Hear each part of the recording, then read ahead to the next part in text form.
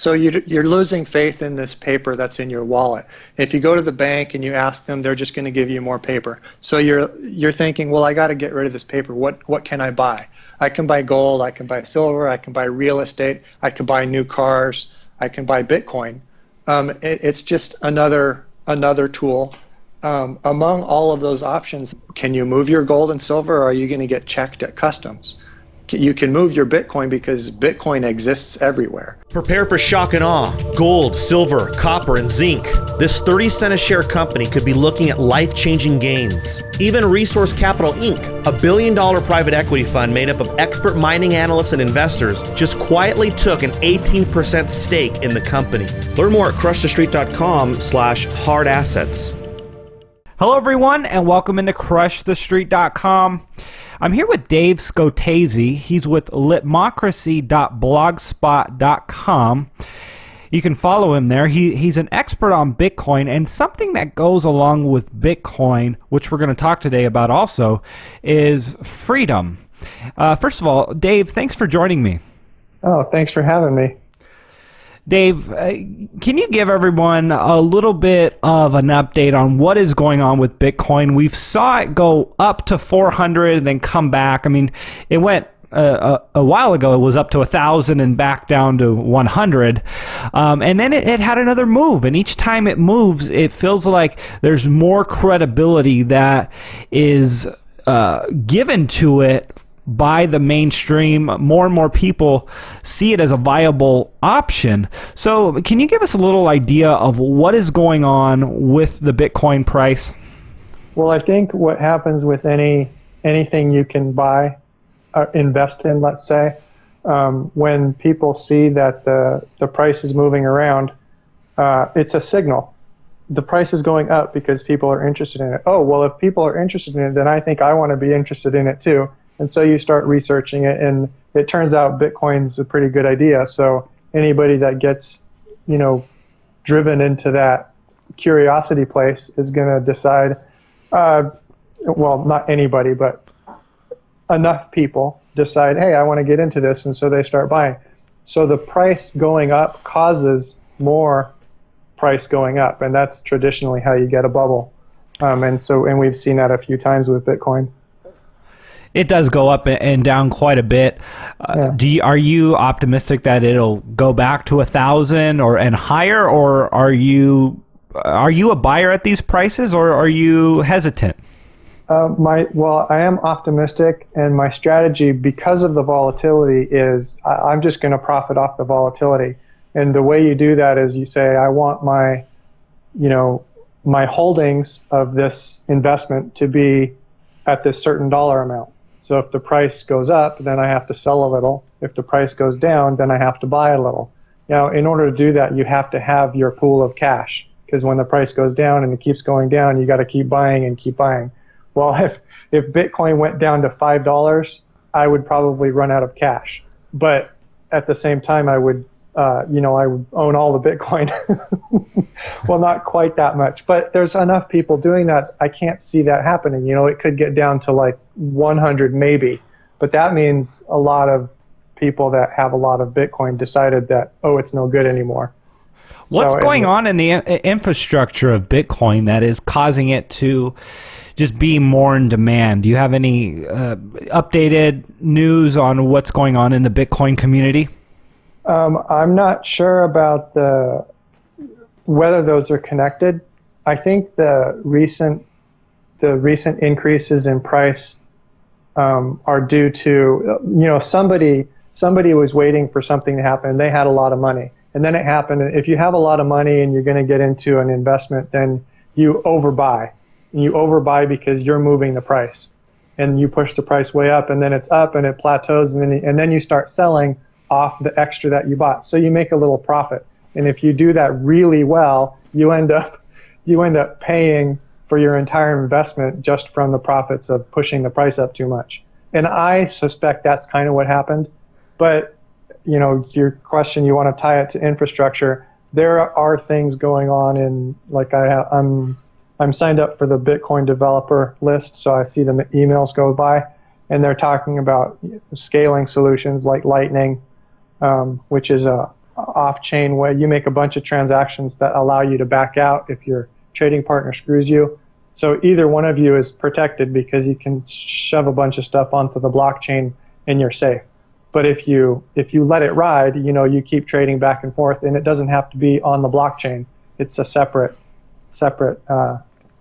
system if just between those two people. Well, that's lightning, and I shouldn't have gone off on that tangent. No problem. But as far as infrastructure go, it's the block size has been getting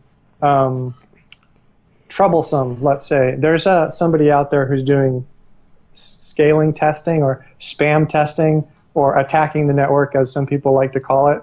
But the guy's upfront about it. He says, I'm pushing a lot of transactions onto the blockchain because I want to make sure that whoever's developing Bitcoin technology figures out a way to avoid this bad behavior that I'm doing from causing a problem. It's like white hat hacking. He's kind of doing that, and I think that's a benefit. It's pushing everybody along to say, figure out something to do because people are going to get more and more interested in Bitcoin. The transaction rate's going to go up, and the blocks are not going to be big enough. We got to solve that. So they're pushing to solve that. A lot of people who've stumbled upon Bitcoin, especially in the early stages, were concerned about the dollar, and they've come across this free market solution. The dollar, of course, is a centralized currency ran by the Fed, the government, and people are concerned that Bitcoin could be centralized. At least that's some of the concern out there. Do you see this as a problem? It's partially a problem, but the problem with being afraid of centralization is that centralization itself isn't bad. That's like saying monopoly is bad. Well, no, it's the effects. What are the bad effects of monopoly? Well, whoever holds the monopoly can raise the prices as high as they want, and then everybody is screwed. Well, that feature of monopoly defeats monopoly, because if they push the price too high, their monopoly breaks. The oil cartel is a good example of that. There's cheaters all over the oil cartel, and when the price of oil starts getting too high, they start cheating, and that brings it back down. So centralization works the same way. The bad thing about centralization is it gives a target to the people that want to attack the system. So if there are people threatened by Bitcoin and they want to attack it, then they wait till it's centralized and then they go attack that central point. But there's lots of people that aren't going to be in that central point. So the central will be destroyed, but all of the people on the outside can still use Bitcoin. There's no way to destroy that idea. So I'm not really worried about centralization that much. And that vulnerability to attack is the main concern of centralization. And to me, it's like, okay, all of the miners consolidate into one. So now there's one miner and they can do a 51% attack, et cetera. Okay, well, we just make a different Bitcoin system, and they wasted all their capital buying hashing power for an algorithm that's not going to work anymore because people don't like them. Okay, Dave, so there are 21 million Bitcoins that'll ever be mined. So there's a finite number out there, which is a safety thing when it comes to supply and demand. Obviously, dollars have an infinite supply. And the reason why people like Bitcoin is that it's finite. It's similar to gold, where there's only a certain amount that ever could be mined. But my question is, how is Bitcoin standing among other digital currencies? Because this is something that I've had my concern with, is that there could be an infinite amount of competing digital currencies that can come after Bitcoin. And unlike gold can't be competed with. There's not another gold out there. Well, there's silver. Right. No, I was gonna say there's other commodities, but there's not an infinite amount. You can't just go on your computer and just create a new Word document in an infinite amount of time. So you can do that with technology. So, anyways, I just want to get your thoughts on that. How strong is Bitcoin within the market?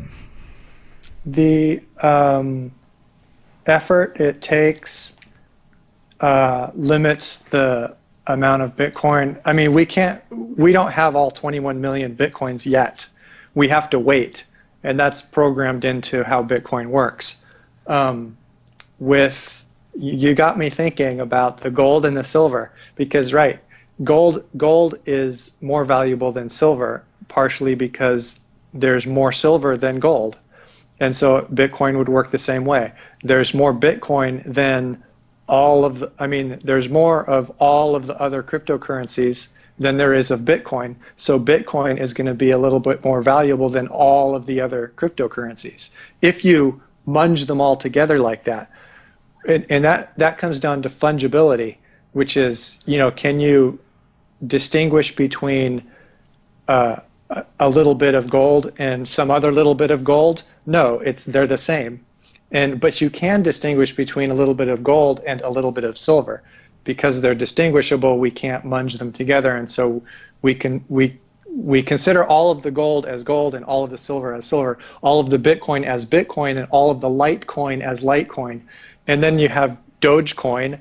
Well, Dogecoin is not Litecoin, and Litecoin is not Dogecoin, so there's a supply of Dogecoin and a supply of Litecoin, and et cetera, and that list goes on and on. But then the question is, well, how hard is it to get, and how in demand is it? And Bitcoin's the front runner. It's ahead of the pack. It's the big name. And so, of course, it's going to be more popular and more recognized. And the market bears that out when you look at support on exchanges. And, how many companies that accept Bitcoin also accept some other cryptocurrency? Well, if we're lucky, 80, 90%. But I don't know what that number is. It's certainly not 100, and it never will be, because Bitcoin is the front runner. It's the one that gets into people's heads first. Dave, so when it comes to Bitcoin, what do you see it being primarily used for? What does the future look like 10 years from now, 20 years from now? Is it going to be something that just is used primarily for the black market, or is it going to be continued to be implemented in the mainstream? And partially the question is the government going to try to crack down on it? Wow. Well, I can't predict the future. I have a couple guesses about the 10 to 20 years in the future question. One is that large financial institutions are going to figure out that they don't have to trust each other, and they don't have to bear counterparty risk. They don't have to rely on governments to enforce, collection or start wars to get their gold back and all that stuff. They can rely on the consensus that Bitcoin develops. And if that is the case, then Bitcoin might turn into, it might replace the Bank of International Settlements. That's I don't know. People can look up what that is. I don't want to go into try to describe it. So that's one thing, is it could replace the core thing that central banks currently use to transfer value between each other. The other possibility for 10 to 20 years down the road is that we do have methods of scaling Bitcoin so everybody can use it, which leads into the next question. What would they be using it for? If you have a task to be done, say translation, right? So you have this text that's in Italian, and it's fantastic because you know Italian, but you don't want to spend the time translating. You want to find somebody who can, and you don't live in a place where people speak Italian. Well, get somebody from Italy to do it, right? How are you going to pay them? Well, unless you have a trusted middleman, that's going to be difficult. Well, if you have Bitcoin, it's not. Just send them some Bitcoin, they send you some translation, you goes back and forth between the two of you, and you solve that problem. So that's getting services from non-local sources and paying them in Bitcoin. I mean, it cuts out the middleman, which cuts out all kinds of options for government interference, which leads to the black market. But it also cuts out all kinds of problems with having to trust third parties like PayPal or your bank, who could prevent you from doing a wire or charge you exorbitant fees. Bitcoin could charge you exorbitant fees too. That's true. That's a market of competition between all of the miners. And if you don't like their fees, then you can mine yourself and, get together with a lot of people who will contribute hashing power. And every now and then you guys can find a block. Hey, we find a block every 2 days. So the maximum amount of time for me to pay you is 2 days because our block's guaranteed to have our transactions in it. So, and that's always open. Dave, governments around the world have seen their countries have seen their currencies hit record lows, all-time lows. The currencies around the world are just a disaster. The dollar's actually seen some strength lately. And the problem is when these governments see their currencies collapse, people try to exit them in a major way. And we've seen that in Argentina with their peso, the Argentinian peso, and the government cracked down and try to keep everyone from being able to take money out of the banks, take money out of the country, and they resorted to Bitcoin. Do you see this being an answer to a lot of these global currency problems? Do you see Bitcoin being the solution for currencies around the world and even the US dollar for when we do have this major monetary crisis, which is already starting in many parts of the world? Yeah, absolutely. It's I'm thinking you can. So you're losing faith in this paper that's in your wallet. If you go to the bank and you ask them, they're just going to give you more paper. So you're thinking, well, I got to get rid of this paper. What can I buy? I can buy gold. I can buy silver. I can buy real estate. I can buy new cars. I can buy Bitcoin. It's just another tool.